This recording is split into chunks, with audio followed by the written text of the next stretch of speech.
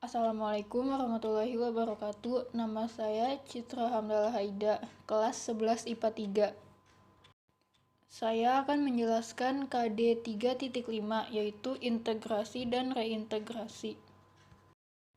Integrasi sosial adalah proses penyesuaian unsur-unsur yang berbeda dalam masyarakat menjadi satu kesatuan, yang meliputi perbedaan kedudukan sosial, ras, etnik, agama, bahasa, nilai, dan norma. Menurut Surjono Sukanto, integrasi merujuk pada beberapa pengertian, yakni pengendalian terhadap konflik dan penyimpangan dalam suatu sistem sosial, membuat suatu keseluruhan dari unsur-unsur tertentu, serta taraf interdependensi atau keterkaitan antar unsur-unsur sosial. Sedangkan menurut Maurice Duverger, integrasi adalah suatu usaha untuk membangun interdependensi atau keterkaitan yang lebih erat antara bagian-bagian atau unsur-unsur dari masyarakat, sehingga tercipta suatu keadaan harmonis yang memungkinkan terjalinnya kerjasama dalam rangka mencapai tujuan yang telah disepakati bersama. Berikut adalah faktor-faktor integrasi sosial. Yang pertama ada homogenitas kelompok. Dalam suatu kelompok atau masyarakat yang tingkat kemajemukannya rendah, integrasi sosial akan mudah dicapai. Yang kedua, besar kecilnya kelompok. Umumnya dalam kelompok yang kecil, tingkat kemajemukan anggotanya relatif rendah, sehingga integrasi sosialnya lebih mudah tercapai. Yang ketiga, mobilitas geografis. Anggota kelompok yang baru datang tentu harus menyesuaikan diri dengan identitas masyarakat yang ditujunya. Yang keempat, efektivitas komunitas. Efektivitas komunitas yang baik dalam masyarakat juga akan mempercepat integrasi sosial. Selanjutnya, ada bentuk integrasi. Dibagi menjadi dua, yaitu asimilasi dan akulturasi. Asimilasi yaitu proses sosial yang ditandai dengan adanya usaha untuk mengurangi perbedaan yang ada di antara individu atau kelompok dalam masyarakat. Tidak lagi ada perbedaan antar individu karena batasan di antara mereka telah hilang. Sedangkan akulturasi yaitu proses penerimaan unsur budaya baru, namun tidak menghilangkan unsur budaya yang telah dianutnya. Bentuk-bentuk integrasi sosial ada 3.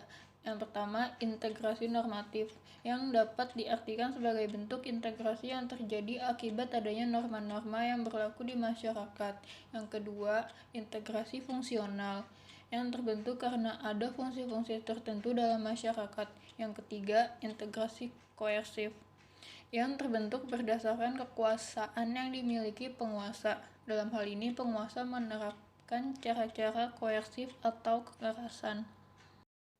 Faktor-faktor pendorong interaksi sosial ada 7. 1. Toleransi terhadap kelompok-kelompok manusia dengan kebudayaan yang berbeda. Kedua, kesempatan yang seimbang dalam ekonomi bagi berbagai golongan masyarakat dengan latar belakang kebudayaan yang berbeda. Yang ketiga, sikap saling menghargai orang lain dengan kebudayaannya. Yang keempat, persamaan dalam unsur-unsur kebudayaan. Yang kelima, perkawinan campuran atau amalgamation. Yang keenam, adanya musuh bersama dari luar. Yang ketujuh, sikap terbuka dari golongan yang berkuasa dalam masyarakat. Apa sih disintegrasi sosial itu? Setiap masyarakat pasti mengalami perubahan. Pada dasarnya, perubahan merupakan proses modifikasi struktur sosial dan pola budaya dalam suatu masyarakat. Selanjutnya saya akan menjelaskan pemulihan, rehabilitasi, reintegrasi, dan transformasi sosial. Yang pertama, pemulihan atau recovery.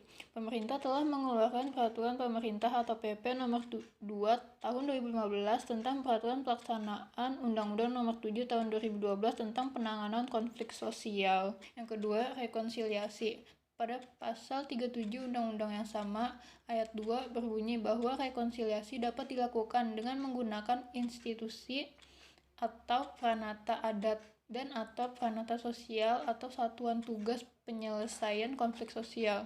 Yang ketiga, rehabilitasi. Rehabilitasi ditujukan pada daerah pasca konflik dan di daerah terkena dampak konflik. Yang keempat, rekonstruksi. Undang-Undang Republik Indonesia Nomor 7 Tahun 2012 tentang penanganan konflik sosial, Pasal 37 menyatakan bahwa pemerintah dan pemerintah daerah melaksanakan rekonstruksi sesuai dengan tugas, tanggung jawab, dan wewenangnya. Yang kelima, transformasi sosial. Transformasi sosial dapat berarti perubahan yang berkenan dengan masyarakat. Yang keenam, reintegrasi. Reintegrasi dalam pemulihan konflik merupakan suatu proses penyesuaian kembali dari unsur-unsur yang berbeda dalam masyarakat sehingga menjadi satu kesatuan yang utuh. Yang terakhir, ada upaya pemerintah dalam menciptakan integrasi sosial. Yang kesatu, melakukan perpindahan penduduk secara terprogram. Yang kedua, membuka daerah-daerah terisolir melalui pembangunan infrastruktur. Yang ketiga, menerapkan otonomi daerah. Yang keempat, pemerataan pendidikan. Yang kelima, pemerataan pembangunan. Yang keenam, mendirikan sarana sampai ke pelosok. Sekian dari saya, kurang lebihnya mohon maaf. Wassalamualaikum warahmatullahi wabarakatuh.